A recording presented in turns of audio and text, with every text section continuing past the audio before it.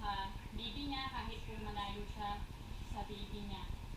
Gayun din po ay dinadalangin namin yung food na nasa aming harapan. I-bless niyo po ito at nawa po ay makatulong po ito sa aming pisikal na pangangatawan. Gayun din po, idinadalangin namin yung taon na dadating kay Lay sa mga pagsubok na dadating sa kanya. Bigyan niyo po siya ng wisdom para po malaman niya kung ano po yung dapat gawin at makatulong po ito, Panginoon, na mabigyan po siya ng learning para po sa susunod na mga problema na dadating